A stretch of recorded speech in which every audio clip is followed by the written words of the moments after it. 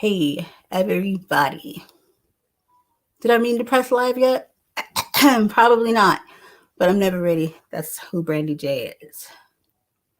Just is what it is, right? Hope you guys can hear me. My voice has been kind of lately, right? And first, I just want to wait, hold on. Okay, try this again. First, I would like to give my apologies for, I think there was a live for podcasters' embarrassing moments that was supposed to be on today, and it really wasn't. The date was changed. Yeah. And it didn't really register across the platform. So that was like some technical difficulties. So it has to be rescheduled, which it was scheduled way ahead of time. So yeah, kind of makes me mad a little bit, you know. But yeah, hold on one second. Let me make sure. So for those of you guys that know about podcasters, embarrassing moments, and that was on Facebook. It was audio. It was like an audio live, and basically there's a group, a group that's created for podcasters' most embarrassing moments. It sounds like what it says, because we all have them, right? Podcasters' embarrassing moments. So if you're interested in our YouTube, I hope it's still not under private group. If it is, I might just have to redo that whole group, which is not a problem because it was created such a long time ago that I just might actually redo the group, because I don't want it to be a private group, because I want people to be able to join. And what I realized when you make a group, I think private, you can't go back and change it. Crazy to me. But so would anybody have been able to get in there anyway? I don't know. I have to look into that. So forgive me. There's a lot of technical issues with that there. So here we are. This is not going to be very long because, as you can hear my voice. Yeah. Hold on 1 second.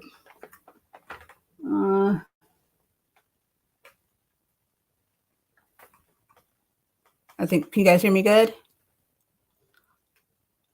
I hope so. Tony says, what does Tony say? Tony Mastello said, let's go. So I guess we should go. As you can see, the title here says, which this live won't be very long today. A world with no empathy. Well, first of all, what is empathy? Well, okay, I can give you the technical definition is the ability to understand or show the feelings of another for like whatever they're going through. So it's the ability to empathize, to show, care and concern, and share those feelings with another, whatever situation may be. Empathy doesn't come in color. It just doesn't. Right. And so then it makes you think, like, why can't people empathize with one another even more? It's a big, big question, because no matter what race or color or gender you are, that shouldn't decipher if you feel a way, right? For someone who's going through, right? That's what connects us as human beings. That's what makes us human, right? Wouldn't you say? I would say. Okay, hold on 1 second, people. Don't mind me. I think I'm gonna have to get up for a second. Right. Okay. So, and then sympathy is just being basically a feeling of sorrow. Like, I pity the fool, or pity for somebody. It doesn't mean you really care. You're just like pitying. So there's a big difference, right? And there's a word called apathy, right? And apathy is a lack of concern, interest, or anything of what anything anybody has going, right? Like, we just don't give a shit. We have no care, concern. We're not just, who are you? Apathy is not a good thing, right? But I think people should have empathy for one another. I think we should all have empathy for one another, because, and not even just because of this reason, but mostly, how people say, treat others as you would want to be treated. Or would you want that to happen to you? Would you want to be treated that way? Would you want people to look at you like if you're a plague? Or just, I mean, let's just keep it real with how the world we live in when it comes to how certain groups of people are treated. And then we try to act like it's not real, it's like it's not in front of us and all of that. But it then becomes a different issue when it's a different group of people. So if I have to get up here for a minute, don't mind me. I just might just give me a second. This is alive. And here's what it is.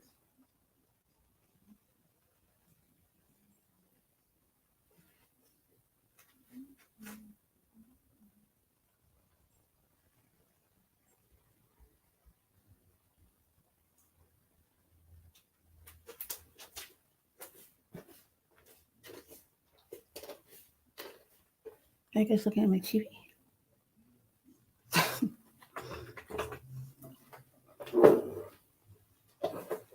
I want to share something with you guys for a minute. This is so cool.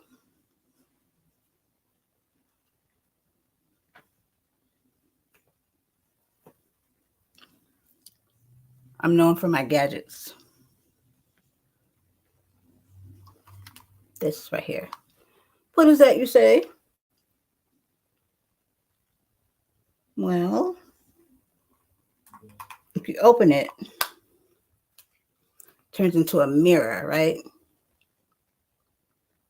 But it also is a speaker. Yeah, so it's like a little speaker. You can get your cute on, get your bounce on too. But no, seriously. So that's what empathy and sympathy and apathy is, right? And so I say that, let's see. If it hurts you, it hurts them. Right. Right. Compassion, yes. Compassion. Like one would, what would make someone lack compassion for anybody's demise, right? For a loss in someone's family, like if someone was killed or shot or something, what would make someone not empathize with that? That's the bigger question, right? What would make someone blame someone for their for getting shot? You should have complied. That's the most lamest sheesh I ever heard. It's one of the most ignorant things. Now, for you to come out and say it, now for it to be true is another situation. And for you just to say it, just to be said, and not say it in all situations, it just shows someone's ignorance, right? Because obviously there are situations where you're like, well, if that person did, yada, yada, yada. But if you literally have to say that to a group of people,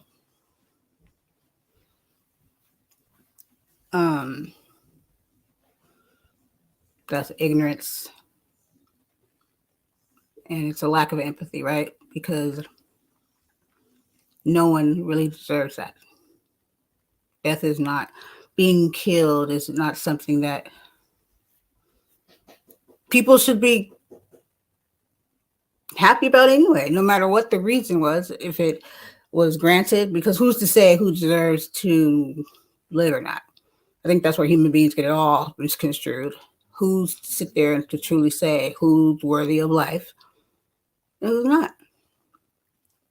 So that being said, what I see when we live in this world that lacks a lot of empathy is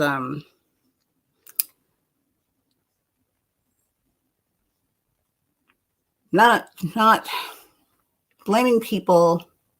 For instance, as I sat back the other day and I was listening to people talk about politics and the election and yada, yada, yada.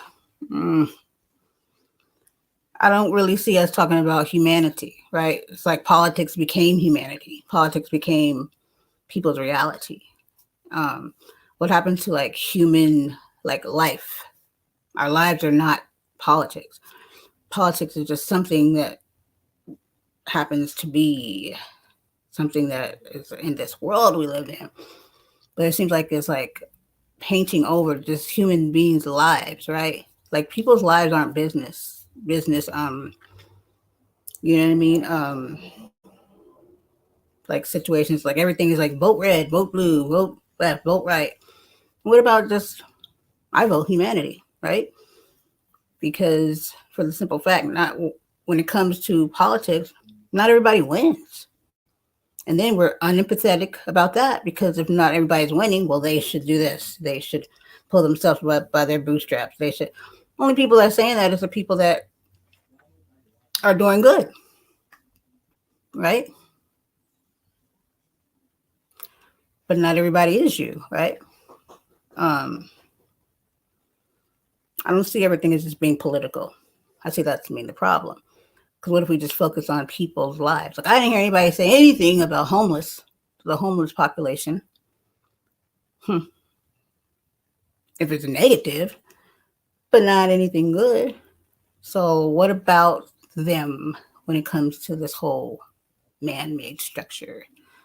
Why can't they win? Why can't we all win? Why can't we all be healthy? Why can't we all have access to be able to financially pull ourselves up? You know, there's always some, I don't know. And that's the part where empathy comes in because there's no fucking empathy. Nobody cares. It's becoming so the norm that everybody has a saying for why somebody's demise is their fault, right? But the only people saying it are the people that are doing good. You understand what I'm saying here? Like, for instance, give me 1 second. 1 second, 1 second.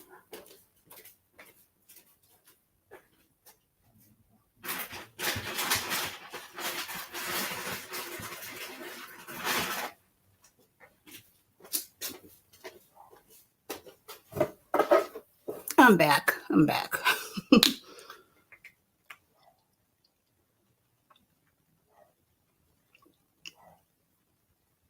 I was listening to some people speak the other day about I guess it was about like finances or whatever. They were talking about some loans that some people got. Then they started to speak about the people when they have money, like, oh well, I had the same opportunity. I had this much money and I made it work. I opened this business, I did that, I did this, I did that. This is the thing where people say that. And they say, well, if I can do it, the next person can. That's just the lamest thing to say, right? First of all, you don't know that person's situation. They could be been given the same opportunity, the same amount of money, the same opportunity. I think I just said that or whatever. But for you to just insinuate that because they didn't do as you did with the opportunity you had, and to say that because you did it, then that's the reason why they should be able to do it. Now, me being a teacher, this is what I do know. And this is where we don't really see the pattern. When we're in school, a lot of times kids get labeled as far as like IEPs and or they get special needs or just these certain labels. You get put in these categories. You know what I mean? Basically saying that you're not as smart. That's what it's saying, right? It's not really showing that you just have different ways of learning or you're in a different level. It's really saying that you're not as it's coming across as if you're not a smart ass. But okay, so these kids get labeled in a certain category within the education system, right? And then what happens to them? They just catch the label. You don't get any programs or any ongoing, conversation about, okay, what do we do next after we label these kids? It's like they get lost in the system. So let's just say that person that you're saying had the same opportunities as you. Maybe they didn't get the same opportunity at school because of their label. Because when within schools, people don't go out of their way as they do with so-called stamp them, and there you are on your way. So my point is being said is that not everybody, and I don't even like to say not as smart as, right? But we're just going to use that for now to make the point. So that person isn't as witty, smart as you, right? But they went through the education system with you, graduated with you. But does that make them as intelligent as you? So that being said, if that person got the same opportunities as you and you made a decision and they didn't, maybe because they're not you, maybe because they weren't taught. Because to be honest with you, none of us was financially like nobody was given financial education when we were in school. They made sure they left that shit out on purpose, right? So you understand what I'm saying here? Like, so when we like say those things about other people, well, they got the same opportunity if I did it. That's just I hate even hearing that. Well, I did it. Why they didn't do it? Because they're not you, genius. First of all, not everybody thinks alike because not everybody's on the same intellectual level. So instead of judging and saying those things, why don't you come up with some ideas for that person to have opportunities? I don't hear many people talking about creating some, even though they do have them, but not for that particular reason, like an adult school for people to make better choices or just financially in general altogether, right? But no one thinks about the people that aren't that intellectually witty. So I don't like to say it's not smart. You know what I mean? Just not as, like some people just make great intellectual choices. And then there's some people that are just a little bit behind, right? You know, that whole saying, it's not even a saying, it really is. No child left behind within the school system. I didn't think that was a good idea because I know kids that are freaking in high school or junior high school that don't even know how to read. Wow. Well, how did that happen? How does that benefit anyone? How does that benefit anyone by pushing them through the system, not leaving them? You don't even have to leave them behind once you play catch up. Do your job. I've heard some crazy stuff being in the field that I was in about calling them I heard someone straight out call them the dumb kids.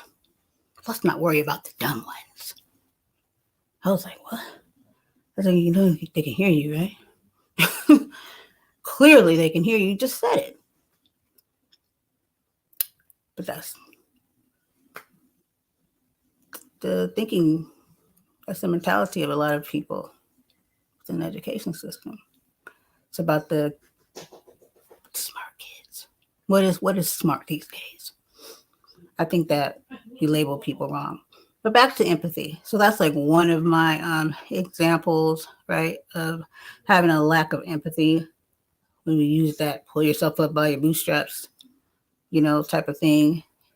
And it's like, how do you know how tight the bootstraps are? Maybe the bootstraps are pretty loose and they might be like damn strong, right? But just to assume because you can do it, somebody else can. I think that we take things like that and we start to believe them, and then we recycle them, and then we say them to another person.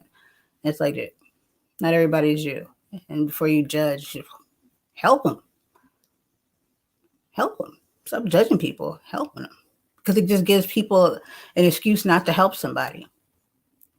Like, for instance, So, someone had told someone one time, right? Was telling a child that we're using homeless people as an example of staying educated. And they were like, well, you should make sure that you stay in school and go to school and do right so you don't end up like these people here. I thought that was so tacky. Ignorant. Very much so. Because that's not every homeless person's situation. You got homeless people that used to be judges and lawyers and all kinds of stuff. It can happen to anyone. No one is far removed from having to being on the streets. You know what I mean? So I found that to be pretty tacky because it was basically saying that that's what homeless people are, just uneducated, you know, people that didn't go to school and didn't get their life together. Now let's just say that was true, right?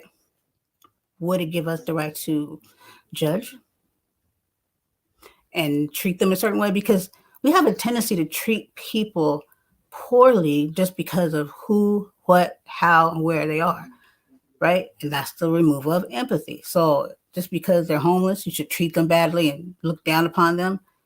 Because you could still have these things to be truth and still respect someone and be kind.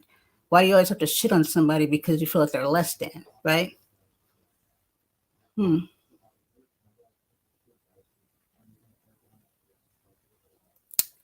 Yep, yep, yep.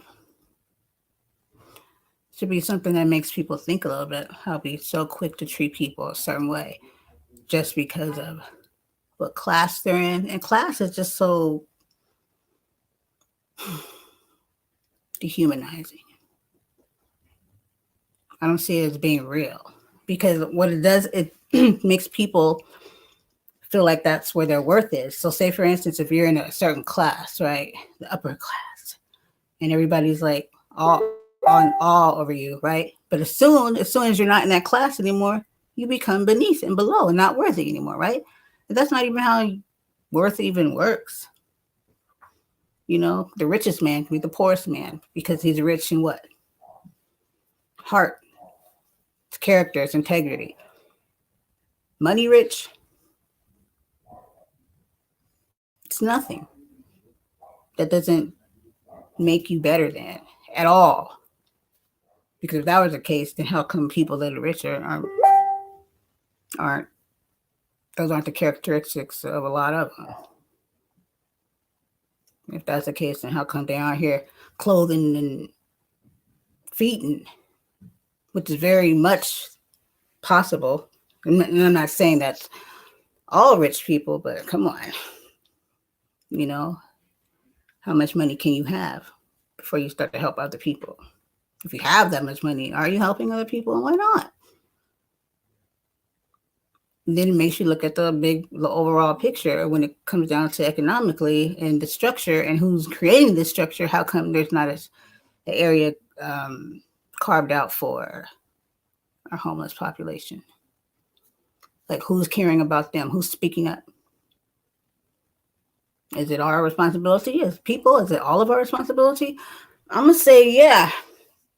Not and for the fact that you wouldn't want it to be you, right? And then when you're in that situation, don't you want help? Or are you like, oh, this is what it is for me. No one should help me. I just gotta just figure it out. How do you figure it out? Because there's something or someone that's supposed to build that structure so that you can help them out, so that you can reach those people, because that's what we're supposed to do. And yet we don't. We'll talk about it for like a hot second.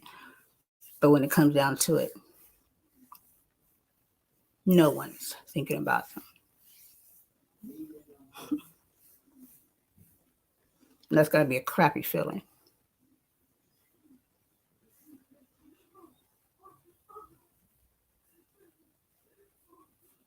So this really, my point here is with empathy. A lot of people even think that they're empathetic. You just really have to ask yourself, how empathetic are you?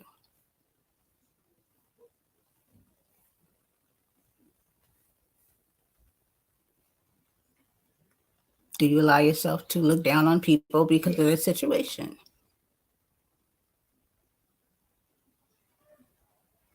I don't think it takes much for people to care for people, other people. And it certainly shouldn't be because of what race you are. Well, I have empathy, but not for this race. Well, that just shows that you don't have empathy, because empathy doesn't come in a color.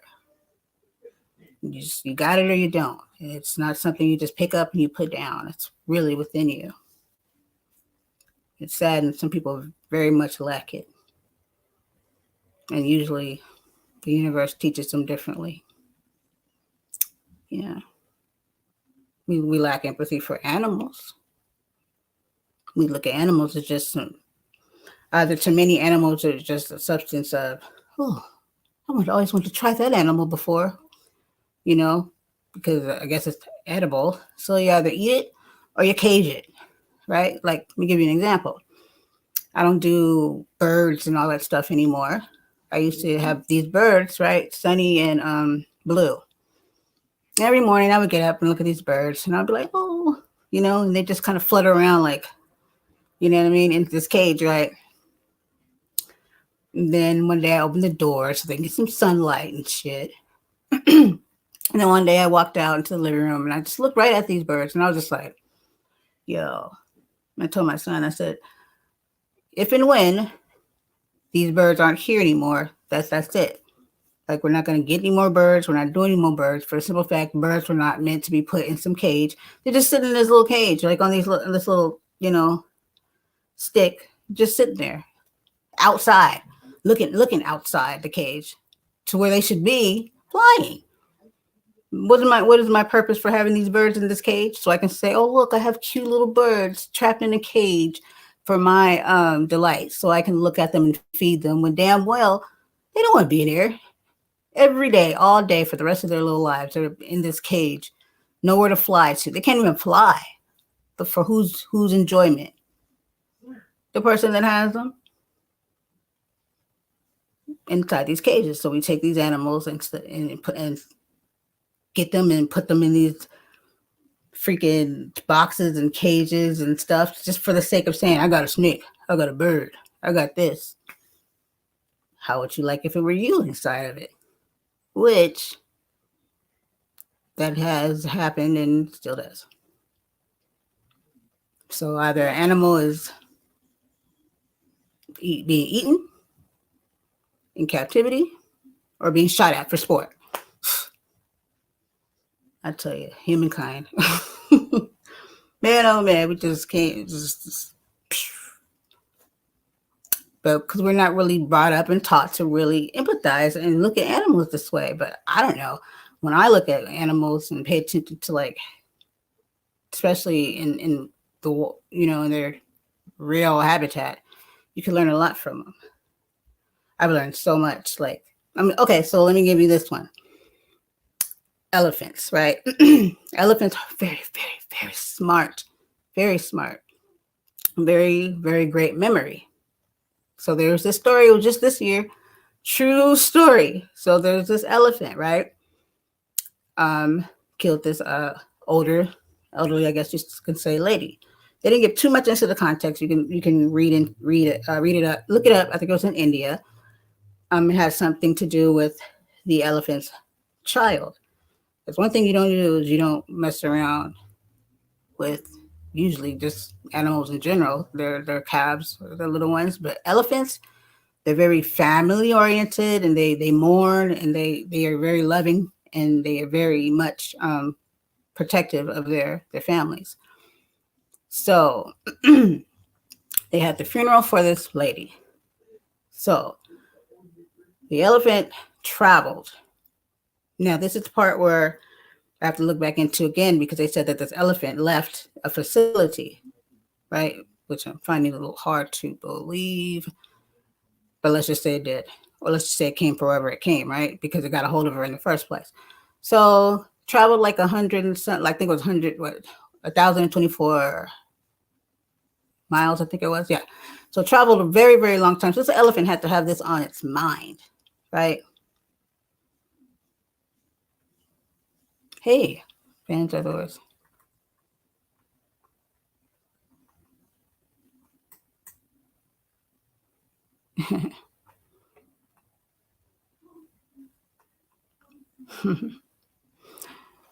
So yeah, the elephant traveled. The elephant traveled some miles to get to this lady's funeral because it woke up and it was just like, I am not satisfied. I'm so upset. This is what I'm imagining was going through the elephant's head because this is what it did. So it got to the funeral and had some homies and proceeded to snatch the woman up and fling her around and stomp her out and do some more after it already unalived her. And after it was done, it gave out a little hoot, little shout to the rest of the elephants to tear this place up. And that's exactly what they did. The point of the story is that this is an animal that is a lot of times in captivity. And then you'll go to these amusement parks and you'll be like, oh, look at the elephant. It's just so beautiful. And you don't ever think like, oh, look at the elephant. I wonder if it wants to be here. Because a lot of people excuse this, oh, because we saved it from its habitat or something, they're rehabilitating, right? Now, to rehabilitate would mean that you let them go eventually, right? But some of them just can't go back into their environment. Well, due to what? And due to who? Probably that this shit doesn't just happen just because their habitat is probably being what? Destroyed. But the point is, it's an elephant. We don't even see empathy for it. We just go to these amusement parks and we take our kids to the zoo and all this shit and go see these animals and say, oh, look at it. It's so cool. Like this shit is natural. Like it's normal. It's not normal for animals to be in captivity for our entertainment. As you see, PETA's doing a bang up job at ending this shit. That's why you don't see SeaWorld having Shamu shows anymore because and they ended the whole dolphin. So you don't see people hopping in the tanks with dolphins anymore because PETA, yeah, they give SeaWorld a run for their money. Yeah. And supposedly, I guess now the circus does not host animals anymore. I had a student, her dad took her to the circus for her birthday. And this was like after they had already cut out having animal entertainment at the circus. And I just found that to be so fascinating. So I'm like, well, shit. If you don't have animals at the circus, then what's that like? I had to ask her, like, like what did they do? Because that's the whole circus skip down is animals. That's the highlight. Animals, right? But no one cares.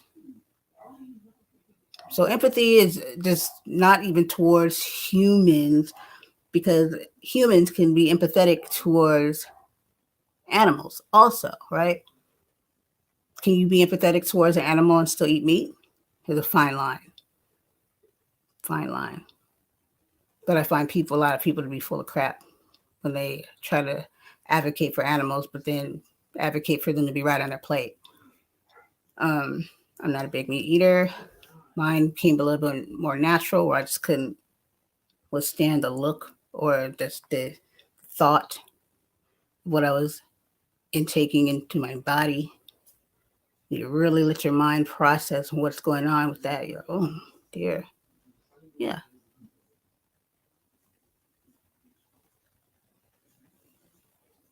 Just had a thought right now. But yeah, so that's another way of looking at where we lack empathy. Because people look at animals like less than, like, oh, they're just an animal, who cares? When if you're knowledgeable, just like the Lion King, how there's that song, Circle of Life. That's really some real shit. Animals are part of the circle of life. A lot of them are the reason why you're able to live on this earth the way you do, because of the role of a lot of even insects and animals. And sharks, they are the ones that deal with the mercury in the water. So if you like seafood, right, well then you don't want to be poisoned or tainted by mercury, then you want to give your thanks to sharks, right? So it'd be not too beneficial to go around and be finning, a lot of sharks, because then that would bring the balance, of this earth we live in, that we live on, while we destroy it. But that's just like a lack of education, right? Because they don't really teach that stuff in school, so you don't really understand how you work against yourself when we don't respect the animal kingdom.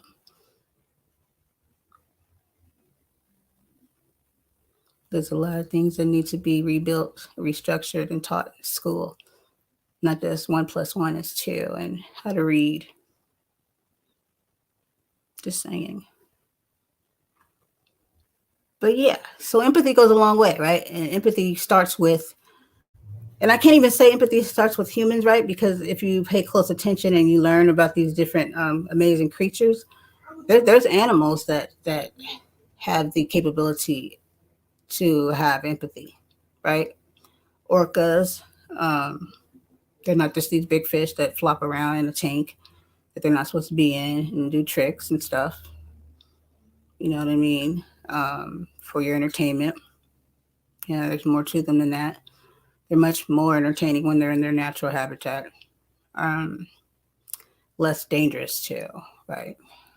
Uh, I did a few stories on after the story came out, Blackfish. Did some of my own stories that had to deal with telecom, the orca, right? Because once again, lack of empathy. Because one will look at that orca and look at it like it was some big killer machine. When it's like, no. I mean, whose idea was it to go get this big ass submarine bus looking creature and put it in a tank and then expect it to not do any harm? Lack of empathy. So just saying, when you go and look at these animals entertain you, ask yourself, are they having a good time? But it's the way of the world, right?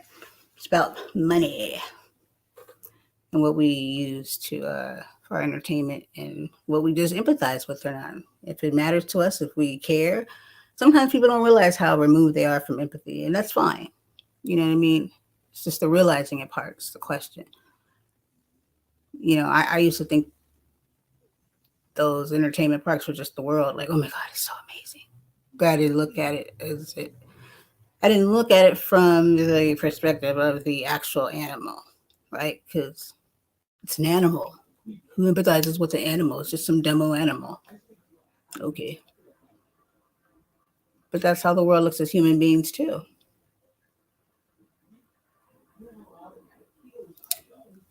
So that's what that all um,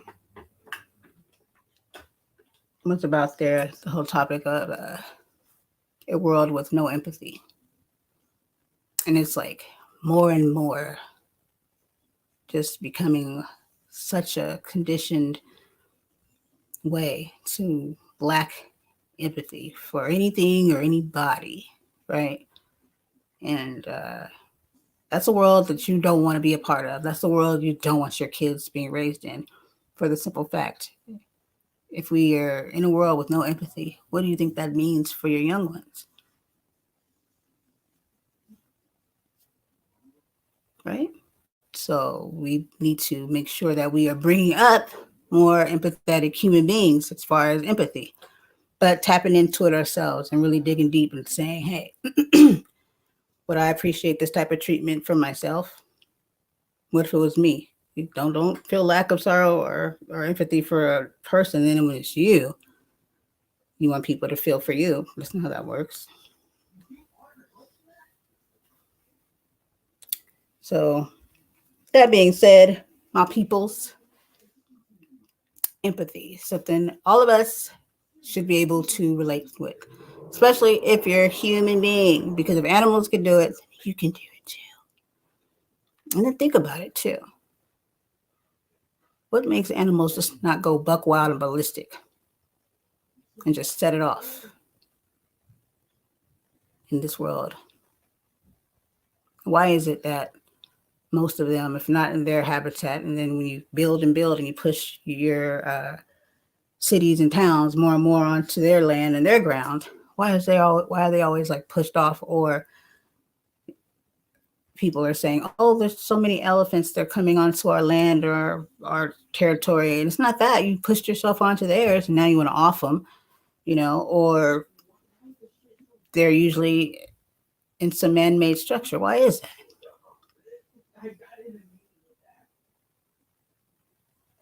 Hmm.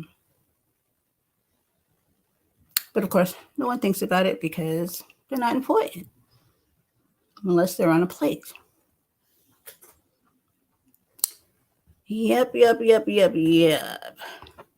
But yeah, so that was the whole reasoning and the whole reason for the topic of empathy, right? And people using it correctly and having the correct definition, because of the difference between empathy and sympathy. Then you have the lovely old apathy that no one really talks about, which is a really good talking point, right? And that there is a subject that I'm going to start using more certain platforms to talk about apathy. Um, apathy plays a big role within the structure of racism. That word, no one, racism. Well, I would like to tell you, first of all, if we start educating ourselves better and actually had the correct definition of racism and racist and race and all that stuff, see, people just don't read. People like to make up their own definitions. Okay? I don't play those games here. I work off of logic, truth, and facts and correct information. So I don't just pull shit out of my ass. You know what I mean? Um, yeah. Educate yourself before you start to discuss things, because it really will help for a more profound and useful discussion. And then you won't make yourself look like a fool either. So, but yeah. So on that note, I would like to say to you all, think about it. How do you feel about empathy? What does it mean to you?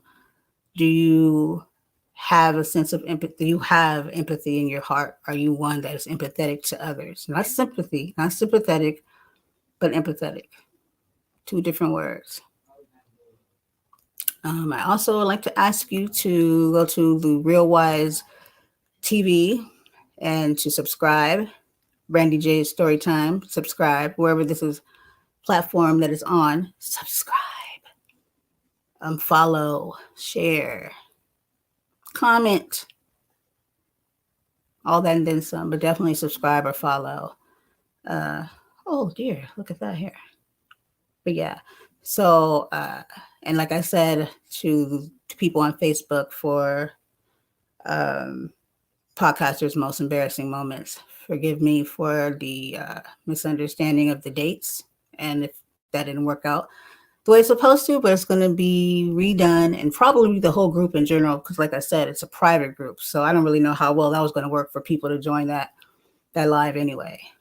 Facebook has these, I don't know, Facebook is Facebook, right? But when it's redone, it'll be bigger and better, because I totally think I had stories, right, for being a podcaster, and that's why I came up with it. The things that a podcaster experiences that is embarrassing. You might have an embarrassing interview. You might have had an embarrassing podcast that actually aired, and you didn't know that it aired, and then you found out that, oops, you didn't mute that, right? I've had so many embarrassing moments. But it's all in all just for fun. And yeah, most definitely. So I do appreciate anyone that tuned in, and anyone that listens later. Just the moral of the story is empathy. Do you have it? Have you not experienced it? Are you unempathetic? I mean, shit. Can we have empathy for someone that is unempathetic? Yes, you can. Because there might be a reason why. They may have been raised with apathy. Yeah. Well, until next time, folks, because I want to keep my voice.